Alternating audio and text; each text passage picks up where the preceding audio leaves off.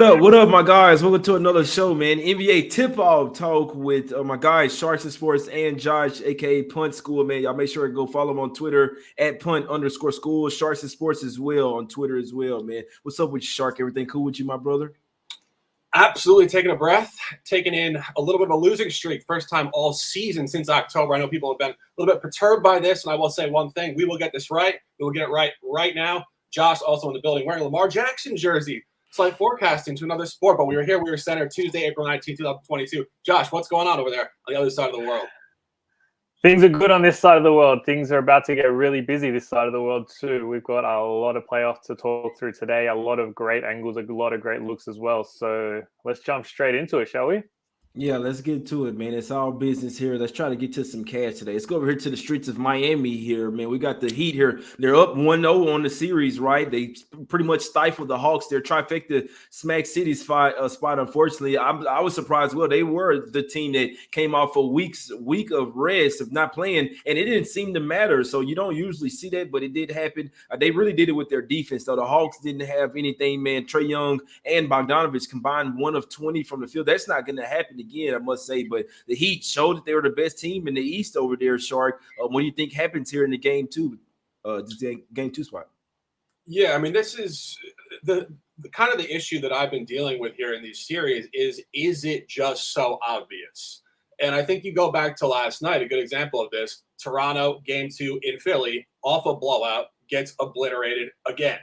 And you look at the class of these teams, again, the regular season has shown the inability to be anything close to what these teams are showcasing in the playoffs here. Of course, Miami this year was the class of the East, but they weren't the class of the East like the Suns were the class of the West. They were inconsistent. They had some really deep lulls throughout the year. And now you look at game 1. I mean, just an absolute obliteration. Of course, I took a 2-unit loss in the first quarter, first half. But I do ask myself, was that on Miami or was that on Atlanta? Just coming out, playing some real JV-style basketball. It was just pathetic, disgusting. No energy on either side of the court. Shooting the basketball, I mean, 2 for 18 from 3 in the first half, I believe. Just disgusting, disgusting stuff. The line average here, obviously staying at -7, does suggest that 24-point win was a bit of an outlier. It should come down to that number a little bit. But I don't see this going towards Atlanta. Clint Capella out, losing their flow. Tough spot here. I think Miami showcasing really why they are the #1 seed. Nothing official from me here. I would lean towards the Miami side if I had to here. Josh, I believe a couple officials. I do. I'm pretty big on Miami here. And one thing that stands out for me in these situations, these 1 versus 8 seeds, you look in the last 2 seasons in particular, it's game 2 where that 1 seed really asserts their dominance, which makes sense, right? The 8 seeds come into game 1 having had the play-in tournaments to kind of find rhythm a little bit. They carry that into game 1 sometimes, not in this series, but sometimes. And then game 2, where, you know, that top seed's been able to shake off that little bit of rust, you get the best version of them at both ends of the floor. And I think one thing that you look at game 1, everyone points to the 3-point outlier. That probably does come back a little bit for Miami. But offensively, they were pretty sloppy elsewhere. They turned the ball over a lot, which is something that they do not do. You got some pretty, let's say, uninspiring efforts from guys like Bam Adebayo, from Tyler Hero in particular. They were missing bunnies and wide open layups. That's not going to happen again. So I think that there is still progression to be had from this offense, even if you do get some 3-point shooting regression, which means that there is a very realistic chance we get a similar outcome, I think, here in game 2. So for me, attacking a first half line aggressively here again, like I said, looking back at the past few seasons, these game 2 spots, these first halves, favorites averaging a double-digit margin at home, which makes complete sense. You look at the stylistic matchups between these teams as well. There's a reason why Atlanta struggled to score the basketball against Miami, and that's because they're a switch-heavy defense. They switch 1 through to 5. So Trae Young with those pick and rolls doesn't get the opportunity to attack and penetrate, and that's going to show, I think, again here, where if he cannot penetrate that defense, that means he cannot create open looks for his shooters. So again, you're going to have a situation where Atlanta struggles to generate wide open 3-point shots. They struggle to get into the paint. And when you take away Clint Capella, you also take away a big piece of that one guy who can really play above the rim for them and sort of open things up a little bit on the offensive end. So Miami's defense, I think, stifles them again. I love the Atlanta team total under here, and I'm also riding with Miami in that first half.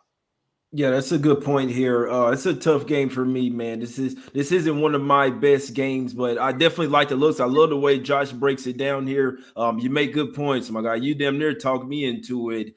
So we'll see. Like you said, Capella's out. They got Collins back. He's not 100%. They're missing their guy that can go for possible for 20 rebounds any given night. You see what I'm saying? So they're missing Capella to bang down low with Adebayo. He's not 100% either. That he was kind of questionable to play with that quad contusion, but he did say he's going to play. It's a tough game for it because, like I say, if the Hawks do start hitting some shots, but the Heat obviously have. I think they got the best defense in the league. I've been saying it all year, so I'm not getting off that. I think they win the East as well. So tough game for me. I hope Josh Cash though. Every single one of them, man. We trying to smack them damn bookies up. You see what I'm saying? But let's go over here to the streets of Memphis real quick, man. It's like everybody that watched the show. I told you yesterday, was on the Mavs yesterday. It's the exact same situation, which I think is the better team, especially here. I mean, they're the favorite here. Yesterday we had the dog, but you get the team with home court advantage, right? Down 0-1 with the desperation. I see them coming out here early and often. I think the Grizzlies be up by 10 points in this first quarter, Shark, and keep it going. Trifecta spot for me. First quarter, -2.5. First half, -4. A little bit on the full game as well, -6.5. But I think they win this game by 20 points. They come in and punk the Wolves in this one, Shark, and just take it a little bit further to the mentality. The Wolves know they got the game already, right? So even though the series isn't done, you won as far as winning one of those games. The first two is still in home court advantage. I sense a little bit of complacency. I think the home crowd be rocking for Memphis here, like the Grizzlies in a trifecta spot, my guy. I wouldn't disagree. On a suddenly not so casual Tuesday, baby Tuesday, April 19th, 2022. 3 units at risk here. First quarter -2.5. First half -4. Game -6.5. Jay said it. I'll continue on it. This is where you check your quality as a professional. Young professionals they are, but they have showcased the ability to be fantastic all year. And what were they in game one? Nothing like fantastic basketball, but it was very situational on both sides of this. We talked about this, and I talked about this on my own personal channel after I lost those sides, the reasoning why there was some merit to Minnesota there. The Grizzlies had been off for 6 days. Mm-hmm. They were the 2 seed. They had high expectations, and they were playing in the middle of the afternoon. And for those of you guys who have tailed me all year and last year and the year before, you realize the middle of the afternoon on weekends just takes on a new element to it because these guys are not used to playing basketball at that time of the day. And you go through this scenario this year, Memphis Grizzlies are actually 0-3 first quarter, first half at home against Minnesota. But if you even go back to the regular season, there was reasoning behind those environments. The first time Memphis caught Minnesota at home, they were actually off a 3-day layoff coming into that game, which for the regular season, a 3-day window is actually a huge window, and it's a potential to not have flow coming out the gate. And then the second matchup in Memphis this year, Memphis was actually on a 10-game winning streak at that point in time. They were playing home game 2 off a huge win against the Warriors. They did end up getting there later, 116-108, but did come out flat. But there were definitely situational environments as to the reasoning why. One final point, when I made the comment last game as to why Minnesota would come out smoking hot, Karl-Anthony Towns had played the worst game of the season in the playing game against the Clippers. He came out noticeably juiced up. The team flowed. They shot well. They really caught Memphis napping, 41 points in the first quarter. As Jay said, Memphis needs to come out here and set the tone from the opening tip on both ends of the floor. Steven Adams with the worst box score of his career last game, inexplicably. A lot of weird things going on there. This is the spot you want to buy Memphis. As Jay said yesterday, Dallas at home did it. This is even better. This is a better team, a higher seed, and they're a favorite for a reason. Line is holding strength. The dynamic is there. 3 units, first quarter, 2.5, 4 half, and -6.5 game. Josh, Punt School in Australia. Talk to us. This is it. This is Memphis early. This is Memphis often, I think. I'm surprised by the overreactions from people for game one. Like you said, the reasons are kind of there. We know why they were a little bit flat. And Minnesota are front runners. You let them play from in front. That's when you get the best version of the Timberwolves. They become difficult to chase down because of their style of play. I think you get a renewed focus and energy from the get-go here from Memphis. I think Taylor Jenkins, a really, really astute coach, he'll make those slight adjustments that need to be made on the defensive end. And ultimately, that's where it starts, because if they get those stops defensively, they then get to play in transition offensively. That's when the Grizzlies themselves are pretty unstoppable. And when you force Minnesota to then have to play against a set defense in half court, that's when you get a pretty one-dimensional Timberwolves offense as well. So it all starts at that one end of the floor. And I think that there's very little adjustments that need to be made and that will be made. And that's when you're going to get Memphis, I think, coming out and sort of asserting themselves and showing everyone once again why they're the 2 seed. So you look at, like I said, the matchup perspective, I think everything screams Memphis here. The spot itself, like I said, game 2 situations at home with these top 2 seeds historically have been very strong. And that's exactly what I'm leaning on in this situation as well. So first quarter, first half, absolutely for Memphis. I don't even think they leave the back door open in this one. I think you guys are completely right. I think they go in there and they get the job done in a big way. I made a big play on Memphis to win the series after they lost game 1 at minus 125. It's come in a little bit there.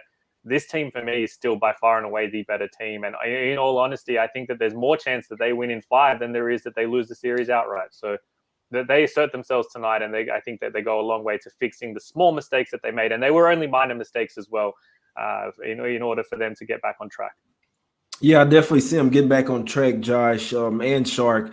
Like everything I'm seeing in the post-game interviews, they said we let them get confidence early in this game. So all they're talking about is coming out, having a better effort, coming out with more energy and defense early to start this game, guys. I really see it. If they jump on to them and crush their confidence early, that's when you get those trifecta spots where they really just put it in on the team. And like I said, the Wolves could likely just, not gonna say mail it in, but like I said, with them already going home 1-1. That's a win in itself. You see what I'm saying? In the playoffs, lost by 1 point or 30 points really doesn't make a difference. But yeah, this one I see nothing's guaranteed, guys. I always say that, but yeah, I like the Grizzlies to bounce back in a big way here, and they need it for their confidence as well. Let's go over here to the streets of Phoenix, guys. We got the Suns here laying 9.5. Spread coming a little down from game 1 here, Shark. We know the Suns were up double digits big by 20 points. Then they let the Pelicans come all the way back in it. The Pelicans really could have got smashed by 30, right? But no, they come storming all the way back, cut it to a 7-point game. Willie Green knows this team well.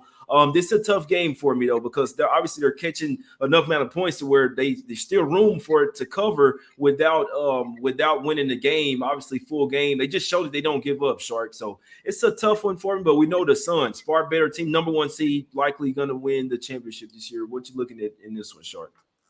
Yeah, I think you make a good point. Obviously, the line is telling us a story here. When they're laying 10.5 and they cover by a hook and it comes back in at 9.5, the books are telling you as an average this is going to come towards New Orleans. And we had stated this before we advised unofficially that Phoenix would cover game 1. Phoenix is fantastic home game 1. They were 4-0 home game 1 ATS last year, now 5-0 in the last 5 series with Chris Paul and Devin Booker. But if you go back to last year, they were only 2-2 ATS in game 2 at home. In the opening round, they actually did Clippers in game 2. And in the conference finals, they barely beat the Clippers 104-103. They did hammer Denver in the second round and also take care of Milwaukee in the finals. So a bit of a toss there. But this line is showcasing Pelicans' agreeability. One counterpoint to that, Jay and I had discussed this as we went through 4 matchups in the regular season this year. Phoenix on the road was 2-0 ATS against New Orleans this year on shorter figures, and they were not as good on stronger figures at home. In fact, an outright loss, 117-102, which Jay had officially that particular day. So there is a contaminant point there when Phoenix has showcased the ability to cover the short ones and not the strong ones. But again, last year, their weakest position at home in the series was game 2. So a lot of different things going on here, but I think Josh has a couple of officials here. Yeah, look, I'm not going to regurgitate too much of what I said in the Miami-Atlanta matchup because it still rings true here where you have a top seed in game 2 against a team that's had to navigate the play-in tournament. So you should get a better energy and a better focus from Phoenix in both ends of the floor here. I think we saw in snippets as well just how good and how high the ceiling is for Phoenix in that game 1. And they did let off a little bit, but we saw post-game Chris Paul talk about the fact that the team cannot do that. You take your foot off the gas in the playoffs and teams are going to make runs on you. And he was not okay with that. He was able to come on, steer the ship, make sure that they essentially get the cover down the stretch. But I think that renewed focus and that emphasis of message comes through early on here in this game. They try to put the game to rest pretty early. Chris Paul, from a matchup perspective, I mean, he's just going to pick apart this defense and find whatever the hell they want offensively. Their shot quality was extremely high in game 1. It's going to be extremely high again in game 2 because you have a point guard capable of picking you apart, but B, you have the pieces around him that can both space the floor and can roll to the rim, which is what makes them so hard to stop. But for me, the big one here is the flip side where the Pelicans offense is just not going to be able to get into the rhythm it needs to. And that's because of the fact that they are a high frequency and a high efficiency mid-range team, The Phoenix Suns are the number one mid-range defense in the NBA by margin. And you get someone like Mikal Bridges who's able to lock down and basically nullify what Brandon Ingram can do as both a playmaker and a scorer. That takes away a lot for the Pelicans here. So I like, again, a Pelicans team total under here. And again, a Phoenix Suns first half line here. I think they come out aggressive. And again, I think the full game line does come into play down the stretch, which is why I'll stay away from that one. But it's that early sort of first 24 minutes of dominance that I think we get from these top seeds tonight in both games. Yeah, that's a good point there. They definitely seem to be correlated as well. And like you said, top seeds as well. So definitely couldn't talk you off that as well, Josh. Every time you talk about something, you damn near talk me into it, man. Damn, I'm going to have to ride with Josh one time for the one time, man. But we definitely appreciate you coming on, man. Anytime. We going to have to come on here every day this week, man. But y'all make sure y'all go and follow, man, real quick, man. We're going to have some shirts, guys. This the website. By tonight, you should be able to go to jmoneyismoney.com, man. The Shark and Jay shirts are on the way. Plenty of like 10 other different shirts on there as well, man. But the collabs are coming. We should have these shirts in by next week, my guys. So hit me up, NbaTalkWithJay at Gmail, small all the way to 3XL. And the website should be up and running tonight. I'll tweet it out when it is. jmoneyismoney.com. Let's get to some free picks, man. We got our guy Josh here. We're gonna start with my guy here. Josh, what you liking on today's card? Then you can kick it over to Shark, please. Yeah, let's tackle these top seeds in particular. So I've locked in a Miami Heat first half. I've locked in an Atlanta Hawks team total under. The late game, much the same. Phoenix Suns first half line and New Orleans Pelicans team total under as well. And I will be riding with your officials with you, but I will let Shark run through those ones. Yeah, absolutely. And for you guys in the chat, we appreciate you immensely. As I said, round one, game one is probably the hardest games to cap you will find in all of the playoffs. Even the second and third round are easier as we see trends develop as teams go through the playoffs. We're ready to dominate. It is Tuesday night. 3 top plays. First quarter, Memphis -2.5. First half -4. Game -6.5. Ultimate motivation and desperation spot. They know the time is now. They cannot take this game lightly. They have to bring their absolute top A-list quality of basketball. The Shark Waters Nation, 9 words of lifestyle. Ride the wave you out of the water. Jay Money. The shirts will be fire. Get ready to purchase those, wear those, rock those, and dominate with us long term. Josh, amazing stuff as always. Jay, close them out and let's dominate. Yeah, the good luck shirts, man. We're going to Smack City. I got the background. I look like I got Memphis Bear. I got Grizzly Bear ears in the background. You see what I'm saying? Shark got the hat on, man. Punt with the LJ. You see what I'm saying? But yeah, man, Grizzlies trifecta spot. First quarter, first half, full game. I must say, I like them early. That's my top look. The first quarter. All three of them are tops, man. But I see them starting out early. Everything that I'm hearing from these guys, we got to jump out on them. We got to crush their confidence early. We can't have these guys coming out here getting hot from 3 in our gym, man. Expect these guys to be physical tonight as well. I see Ja Morant having a much better game as well. I could get into that, but I see these guys really coming out here to ball tonight, playing A-list quality basketball, like my guy Shark said. And this is alignment of all three of us, man. Let's cash, guys. Don't I'm gonna say nothing's guaranteed, but the alignment, yeah, I dig it, man. Give me the Grizzlies trifecta spot. Let's get some cash. We out here. Oh, we back tomorrow, man. So let's get some books. Let's get some cash, guys. Hit the like button, subscribe. Back tomorrow. Hopefully with Josh as well.